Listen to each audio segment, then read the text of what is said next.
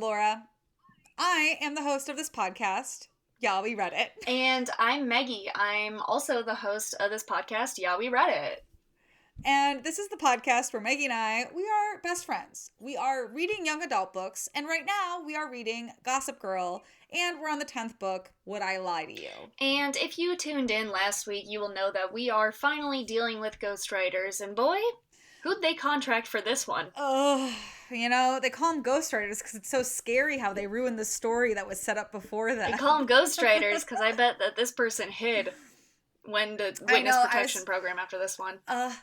Listeners, Meggie and I were talking off the mic and we were like, if this book came out this year, you could not convince me that this wasn't written by AI because it just feels so auto-generated.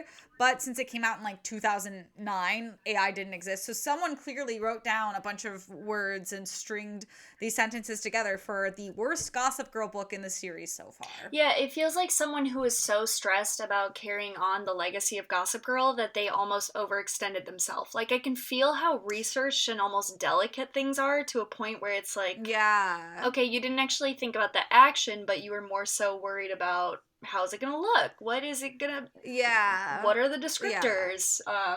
Things like that. Yeah, they really like wanted to be like, and here's a touch point from a few books ago that I remember and things like that. Yeah. But they really dropped the ball on like, I think I can't believe I'm about to say this, the heart of what Gossip Girl is, which is a shitty girl book. And these people are rich and they're mean and they gossip. And that's the thing. And like all of the grit that these books do have was just completely sucked out. Yeah, and the dialogue was really flat. Everything was so flat in this book. Like there was no like up and down. It literally was just like it was just driving in a straight line the whole time. That's what this book does. So let's dive into this book. We start with the Gossip Girl post. Classic. We're familiar with this. Blair and Serena are Bailey Winter's new fashion icons. That's it. That's the Gossip Girl post. That's basically it. We pick up where we left off, where Nate is still working for his coach in the Hamptons. Dan cheated on Vanessa with Bree, super skate all-star.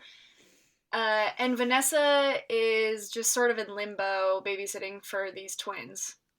Yeah, sucks for her. She's kind of had like the, most normal summer, I would say. Like her boyfriend cheated on her and she got a babysitting job. Yeah, she's kind of the opposite of nepotism, where she just kind of falls into jobs and that's what she's working now, which is also a nice life, Yeah, I mean, it's for a rich family. It's going to work out for her.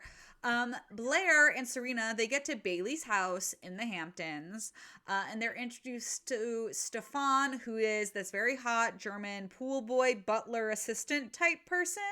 And they also meet two models named Svetlana and Ibiza, who look kind of like Blair and Serena, but not quite. When we ended the last book, did you get in your mind the idea that Blair and Serena were going to be like the face of this fashion line? Because that's what I thought.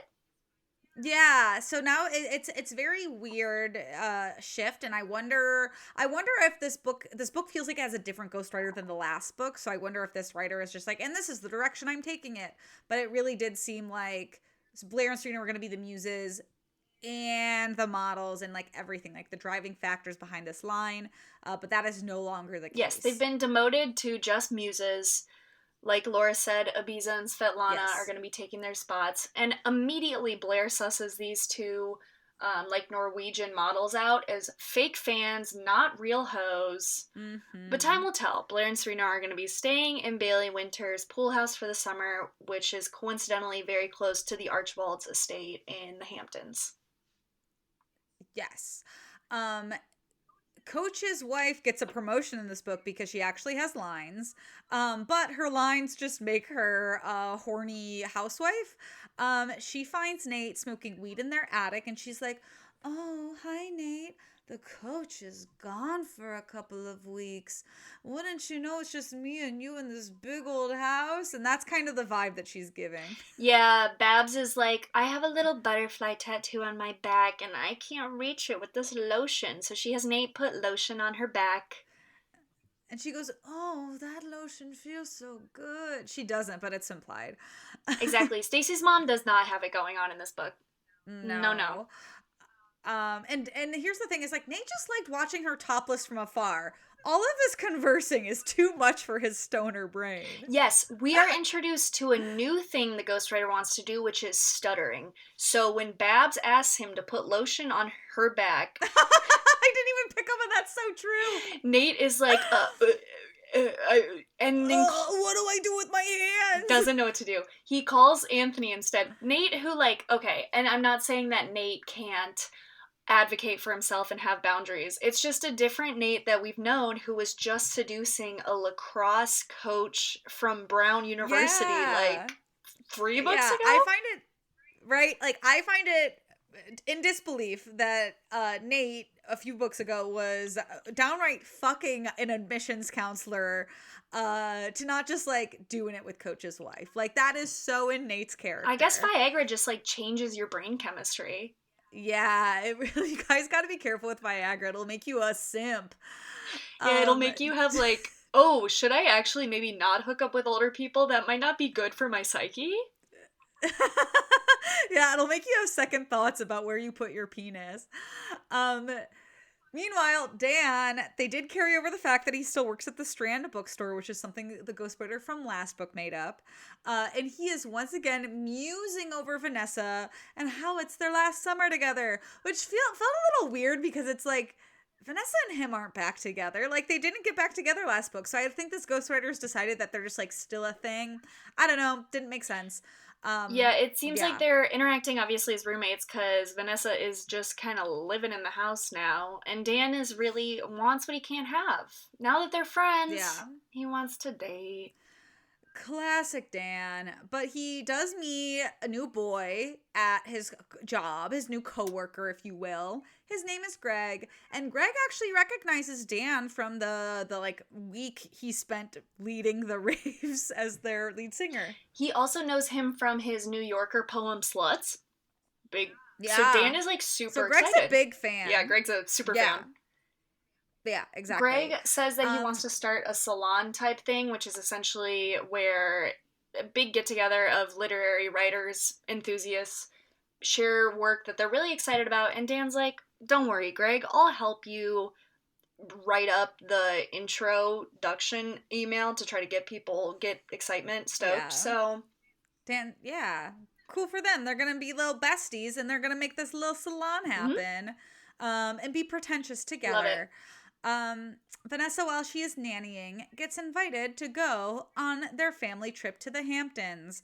And that's literally all that happens in that chapter. That is my only note. Yeah, Vanessa's like, why wouldn't I fuck off to the Hamptons? It's not like being around Dan is weird. You guys live together. Yeah, exactly. And you can go make more money if you're working full time in the Hamptons. Yeah. I mean, laying out on the beach and you get money paid for that? Not the worst way. Not the worst way. No. Blair and Serena are figuring out life with Bailey Winters, living in his pool house, and they are not really fond of Ibiza and Svetlana, who copy all their looks, learning everything about them so they can kind of model them on stage. So they stage this like weird coup about swimming naked, convincing their copycats to also swim naked, and they Blair and Serena run off before anyone can find them, and the whole get is that the waiter, the butler, Stefan, finds them just naked, Ibiza and Svetlana. Which doesn't make sense because Blair and Serena have never been like coy about nudity. So like the fact that they're like, oh, we're going to embarrass these models by being naked in front of one person that's probably already seen them naked in the first place just feels weird. Yeah, they do run into Nate while they are naked, and I guess this completely reignites Nate's love for Blair because he's like, wow, I forgot my ex-girlfriend looks really good naked. I mean, can you blame him? I guess not. That's the epitome of why you get back together with someone. You remember that. They're hot. I think he describes, he's like, I saw Blair's birthmark that was shaped like the state of Texas, and I was back in love. It's some state, and I think it might be Texas. He went, everything's bigger in Texas, like my love for Blair. Exactly. It's quantified. Exactly. the next day, Nate is so up in his head about this Texas-shaped birthmark from Blair that he goes to breakfast at Coach's and he plays hooky, and gets Anthony to pick him up. And Anthony's like, "Bud, you gotta be having more fun. You can't just work to get your diploma all summer." Through a cloud of weed smoke, Anthony reaches out and delivers 2 words that change Nate's trajectory, which is just carpe diem. And Nate goes, "Oh fuck, I should carpe diem. Wow. I should tell Blair that I think I love her." Yeah. So he's going to try to go after Blair. Nate's a changed man. He is. He's finally going to escape Babs, which honestly he should. I think it would be weird if your coach's wife was hitting on you. Yeah, maybe just a little bit. We check in with Vanessa on her trip her job trip, and she's asked to cook for the family, and Vanessa's like, "I don't know how to cook," and we don't really know how that plays out. It just sort of happens. Yeah, all she knows how to cook is like mac and cheese, and now she has to cook some sort of really fancy salad with the salmon. Yeah. So while she's getting ready to cook, she like turns around and Miss Morgan, the twins' mother, has just stripped in the kitchen. The twins are upstairs and she just sees Miss Morgan like naked in a thong. Why? Yeah. Going on. Who knows? That's just the vibe, is like parents and adults. Adults being naked around teenagers. Checking back in with Dan. He's at his bookstore, and he's becoming really good friends with Greg. But boy, am I shocked that Dan cannot pick up on the very obvious fact that Greg is flirting with him. Like, Dan's showing him, like, a copy of a book, and Greg's, like, holding the book that Dan's holding, but, like, wrapping his hands around Dan's hands, and, like, holding him for too long. And Dan's just like, Greg's so weird. And I'm like, how are you not like, oh, this guy's clearly hitting on me? Especially when intimacy and touch like that is not really normalized in a male friendship. I think, in a stereotypical, like, female friendship, it'd be weird, but I wouldn't think much of it outside of, like, maybe they're just a really touchy person. Something's wrong. Exactly. But not to Dan. Not to Dan. Dan has officially drafted the invite for this literary salon, and some of the questions to weed out people, which one of them I enjoyed was, do you believe poetry should be more central to the main culture? If so, do you think we should have a poetry idol? Like American Idol for poets? Wow. Which I thought was so funny. I was like, Dan is going to hate Instagram poets whenever that comes around. Then, where am I in my notes? Oh, Vanessa is still on her work trip vacation. She runs into Isabel and Katie and the models at the beach. That's about it. It's not really interesting. Yeah, Katie and Isabel are pretty rude to her, and Vanessa's like, I'm lonely. But she does realize that Blair and Serena are in the Hamptons, so she's going to go look for them. Yes. It is the literary salon night, and Greg shows up to Dan's apartment. He's, like, so excited. He's like, perfect. You have that first edition of The Poet's Way. You can read from it. And Dan, to prepare for this, is like, I bought absinthe. 0 to 100. Yeah. Yeah. And he gets so drunk so fast. I think this was probably my favorite part of the book because it felt like it actually had a plot to it where, of course, they're prepping for this important thing. Dan gets obliterated so fast, like, because absinthe is very high alcohol. Yeah. And he just, like, slurs his way through the start of this meeting and ends up just, like, passing the fuck out. And when he wakes up, everybody around him is making out. Yeah. And doing other things, too. He says there's, like, an entanglement of 7 out of 8 limbs, which is wild. I was not expecting it to go this way. I was expecting, like, a side plot where one of the girls had complimented another girl and was like, you look like Tori Amos. And I was like, that's gay. We're going to get a gay subplot. Yeah. And I guess we kind of did here, because when he wakes up and the orgy is going on, Greg, who has gotten him some water, like, wakes Dan up by kissing him. Yikes. And Dan at this point is missing Vanessa, and his logic is, since she had a buzzed cut, kind of feeling a guy's head and stubble is a little bit like kissing Vanessa, so why don't I just keep kissing Greg? Yeah. I mean, is that a wrong idea? Who Who knows? knows? I don't know. Blair is getting more sus of the models at Bailey Winter's home. She doesn't like their vibe, and up to her investigations, she finds that they've put Nair in her shampoo. And Bailey Winter's having this party, and they decide they're gonna get revenge on Svetlana and Ibiza. Bailey is having an all-white party where obviously you dress in all white, and Blair and Serena's mastermind revenge is just to spill these orange drinks that they have on Svetlana and Ibiza. And they do, and Bailey Winter freaks out, and then Blair and Serena just ditch the party. Which I feel like, if you're gonna get your whole head nared off, wouldn't you do more?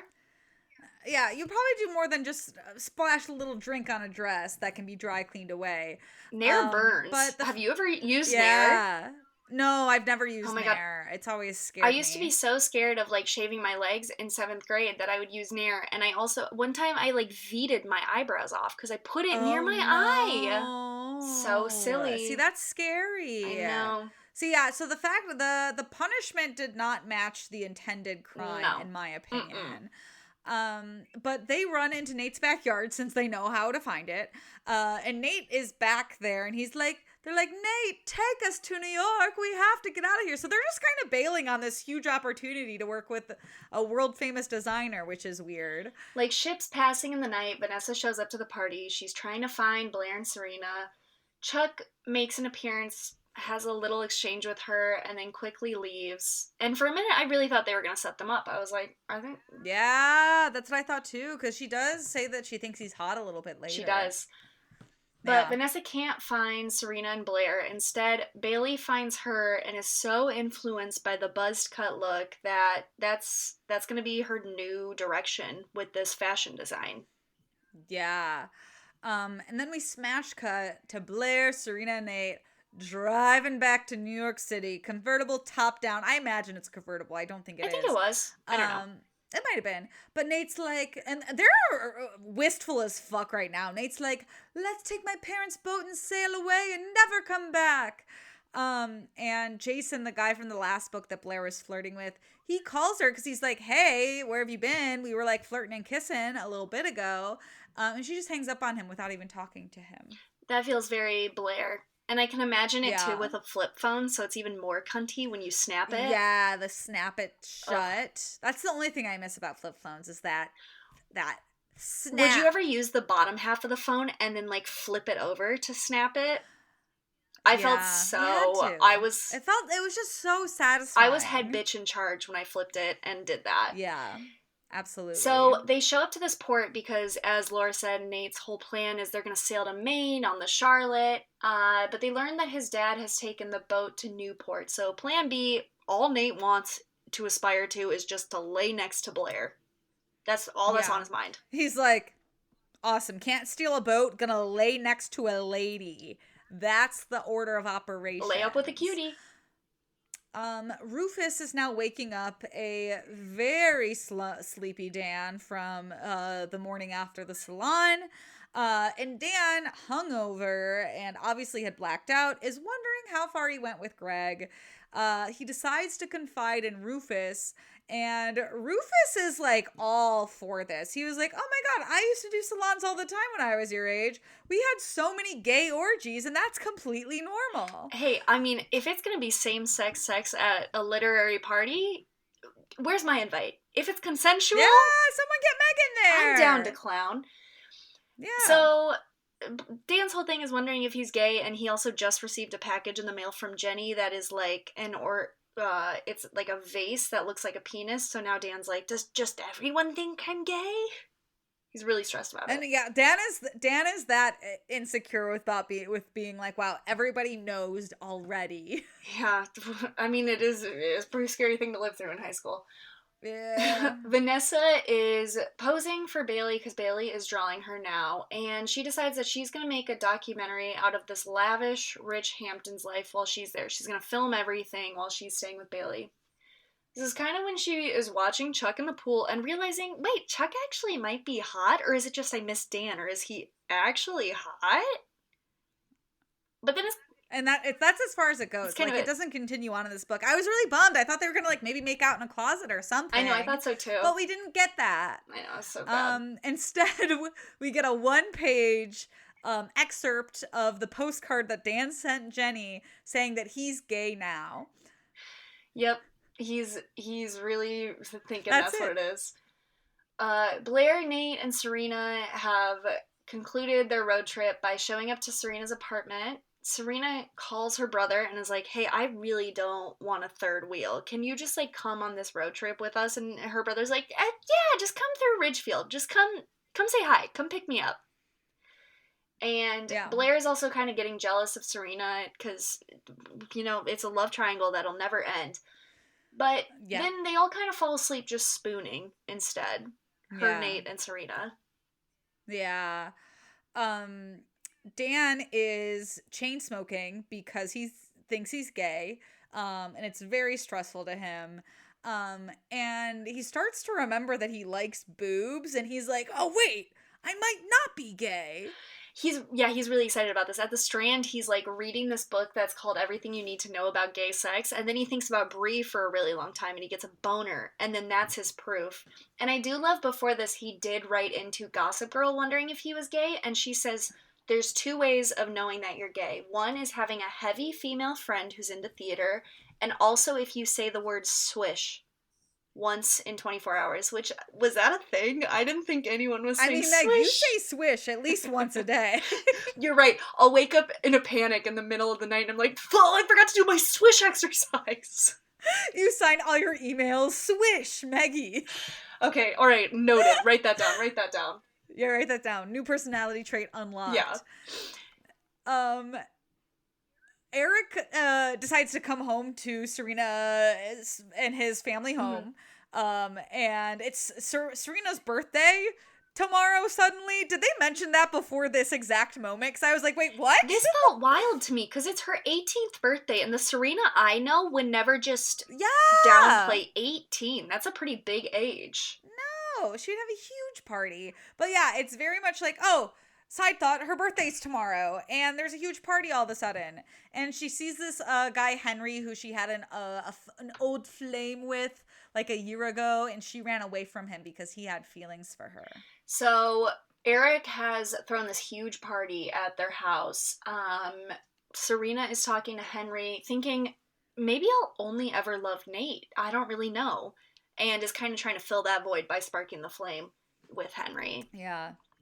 Vanessa, meanwhile, she's continuing to shoot her documentary at Bailey's Aviary. That's how you say it. Yeah. And Bailey sees her and is pretty mad that she's in there, mad that she has a camera, is like, don't come in my aviary. This is my place of wonderment and imagination, and I need to work. And they're going to talk about her punishment later. And she's like, actually, no, we're not. I'm fucking leaving. I'm not going to be here for that. Yes. So she's like, bye, Bailey. Fuck this. Back at the party, Eric is drunk. He talks to Blair. I was kind of expecting it to be like a little flirty because they obviously like almost hooked up that one book, but it's just clear that he's drunk. This conversation between them feels very unimportant. If anything, it just feels like a mechanism to get Nate to interrupt and save her, which felt really lame. Yeah, oh no, not the less hot guy coming to save me from my best friend's really hot brother. Oh my god, a poor thing. And Nate interrupts and is like, oh, Blair, you looked like you needed some saving there. Can we go and talk somewhere? Whatever. So they're going to talk upstairs, and on the way upstairs, he finally, for the first time, says, I love you. Which, but... calamity strikes. You're 9 books too late, buddy. I know, we've been back and forth on this. Literally, like beating a dead horse at this point. Seriously. But though, Serena overhears. Yeah, not good for Serena on her 18th birthday. Mm-mm.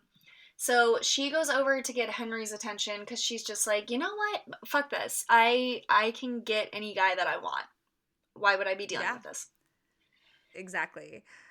Dan has invited Greg over to explore and discover his gayness.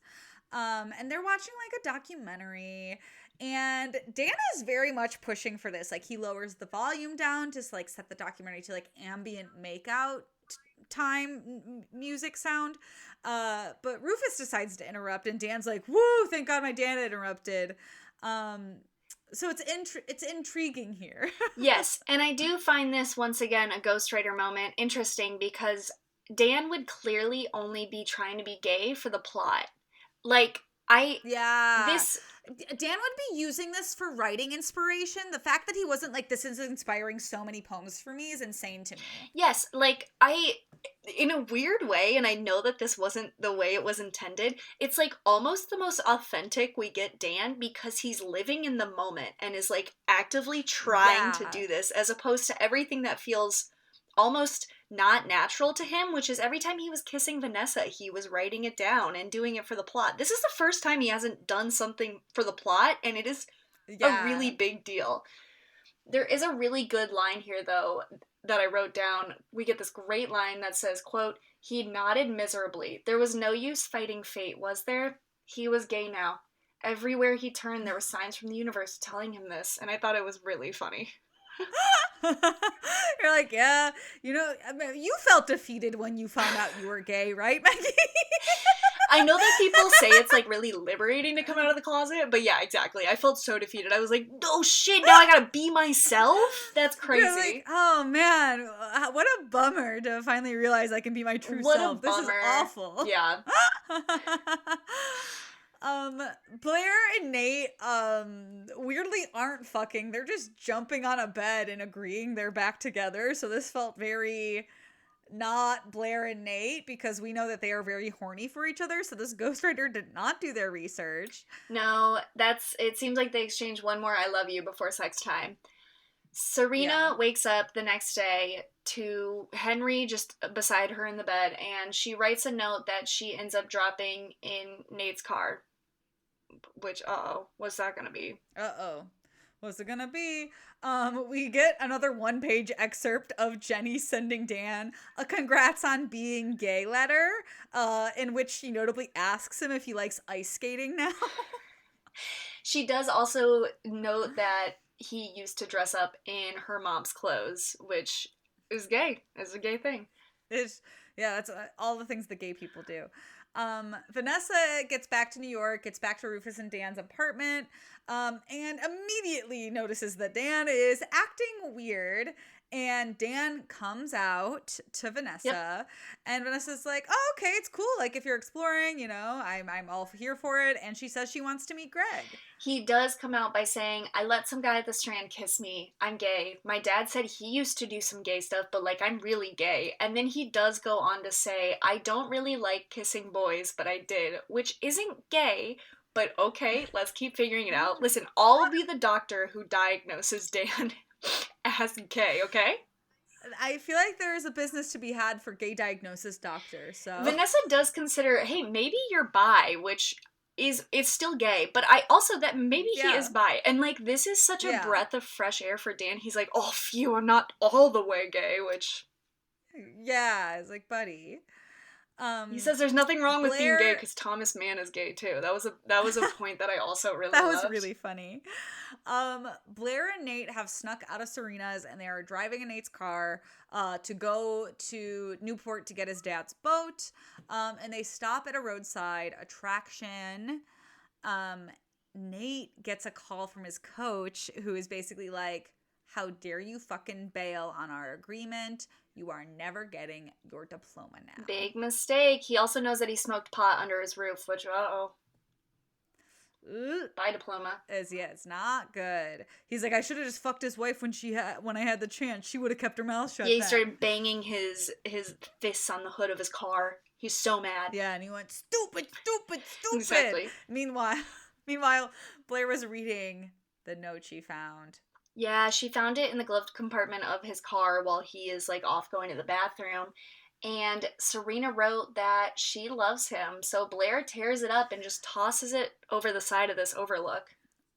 Yeah, but also really bold of Serena to put a note in a glove compartment, like thinking, like, Nate's gonna open this soon. Because, like, you don't open a glove compartment often when, you're in your car, and you also don't just like, you know, dig around. Like there's so many papers in Nick's car.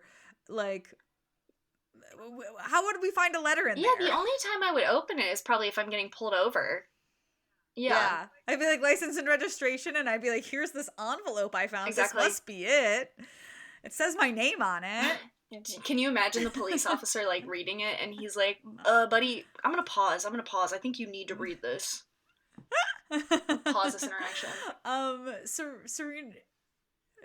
Serena's waltzing around her house, having second thoughts on giving that note to Nate. Fair. Fair. Honestly, kind of embarrassing for her to be that vulnerable. So yeah, really. The moral of the story is don't be vulnerable with your feelings if you're listening to this. You should never open up to anybody. That is the motto of Y'all We Read It. Exactly. Don't open up, and Serena is learning a lesson we should have told her years ago. Nate, meanwhile, is pretty concerned because he's not going to get his diploma, but he says fuck it, because they're going to head to Newport, and he's going to go ahead with his plan to just kind of hang out with Blair on his boat. And like we get kind of like a wrap up Gossip Girl post that it's like, where will Blair and Nate sail to? What will Serena do next? Is Dan gay still? And that's weirdly where the book ends. Yeah, there is like one fourth wall break in that Gossip Girl post where the Gossip Girl is like rambling and she's like, what am I, Cicely von Ziegler? And I was like, all right, this is way too much. This is too much of a gotcha. Eye roll. Yeah. Yeah, hate this. And that's it. Should we do our canceled character? Yeah, let's do the canceled character. Okay. I'm kind of torn between two. Okay. But I think I'm going to say Coach's wife because that was weirdly predatory. I do think in the vein of this book, I would probably pick Babs too. That was pretty weird. I'm going to let Greg off mostly because well, I don't know. It's like a young person. That was my second one. Yeah. I thought about this so long today, and it was like, I'm so hesitant to cancel Greg because as a person who is very particular. As a person named Greg, Meggie, continue. As a person who is, and also very protective of the gay people, on his behalf, I would have to cancel the author because I'm so tired of like... I thought about canceling the author too. I'm so tired of like the predatory gay archetype. And it comes up all the time as a substitute of like actually knowing how to deal through those things and it being maybe a miscommunication. And I can't imagine how awful that would have been to read this and feeling gross about it as a young kid. Yeah. So I'll let Greg off. Oh yeah, this author sucked. Yeah, I was like really annoyed. Yeah, this book, like, I felt like I was just like skimming it at points because I was like, this is just not a good book. Yeah, and I was telling Laura before we started Zooming or recording this that I was like, for the most sexual book in the terms of how many times it detoured into harassment, assault territory, this was the book that had the least amount of sex in it. Like, I think the author just needs to get laid, to be quite honest. Yeah, the author felt very like, oh, I'm gonna be like raunchy, but like didn't put any sex scenes in it. It's weird. It was wild. It was so crazy. Yeah. So I'll concede to Babs, and I will also offer up whoever mystery ghostwriter is. Hey, but if you want to come on the podcast, I might actually have a bone to pick with you. And talk to us about it? Yeah. But do come on. Maybe I'll be kind of nice. Come on. You can always talk about how you've learned from your past. We love that. We do love learning. We love growth. And I think that's going to bring us to our top 5. And after a hours-long deliberation of what our top 5 should be, Meggie and I agreed that this should be our top 5 better pranks for Serena and Blair to pull on Svetlana and Ibiza. Reiterating again, like, if you're going to almost make me go bald, and I'm a 16-year-old girl and hair is the only accessory that makes me hot to the world, like, come on. Sorry. Who wants to start? You or me? You should start. Coming in at number 5, I was like, why not start with the basics? Why don't you just prank call everyone in the Hamptons with some fake news and blame it on Ibiza and Svetlana? Exactly. Easy. Bada bing, bada boom. It's easy. It's easy. Number 4, a little bit more thought out. We would say carrying on a fake relationship with Biza and Svetlana, making them fall in love with you, only to toy with their emotions and ultimately break their hearts in the end. I think this would have been fun, especially if you're going to be with them all summer. You have months to just let them fester and fall in love, and then you ultimately break their hearts. It's amazing. Very John Tucker What a great prank. Love it. Number 3, I don't know if this is much as a prank, more so it is a way of life, but maybe they just steal Ibiza and Svetlana's phones, give Yaoi Reddit 5 stars on every device in an Apple store. Yeah, they'll be like, why is this my number 1 listened to podcast? That's really interesting. Hey, and if you catch yourself in a Best Buy in Iowa, Chicago, Georgia, and New York, and you see that it's subscribed, just leave that phone alone. Leave it alone. Leave it alone. Leave it alone. Leave it alone. Number 2, we were thinking that they could just frame them for a bank robbery. Again, one that requires lots of thought, planning, and commitment, but wouldn't it just be really funny to blame them for something that you did? You've heard of Ocean's 11. Now get ready for Hamptons 2. Wow. Thank you. Think about that, Hollywood. And number 1, we were kind of thinking, what if they just posed as another fashion designer that kind of lured them away from Bailey Winter? Yeah, that'd be really fun. That would have been a really fun book to read. I agree. Yeah, so that's a bummer. But I guess that leaves us with Would I Lie to You? And I wouldn't lie to you. This book was not good. Yeah, I'm not gonna lie to you either. This is probably the weakest of the books, and I would love, in 2 books when we are done. I feel like we should make a definitive ranking of books, because there were some in this series that I did genuinely like. Ooh, yeah, we should do that. That should be in our wrap-up episode. We'll do a definitive ranking. So stick around with us for that, and in the meantime, if you want to stick around with us online, you can follow us at Yaoi Reddit on Twitter and TikTok. We're also Meggie_and_Laura on Instagram. And that is gonna be it, I think, for this episode. We will be back next week with book 11, which is technically the last book in the main Gossip Girl series, and then we're reading the after book that kind of picks up with them after college and how their lives all played out. We're not doing the prequel, sorry y'all, but we got other seasons we got to get under our belt, so we're gonna tie up the season nice and easy with a coquettish bow. Absolutely what Meggie said. All right, awesome. Bye, everyone.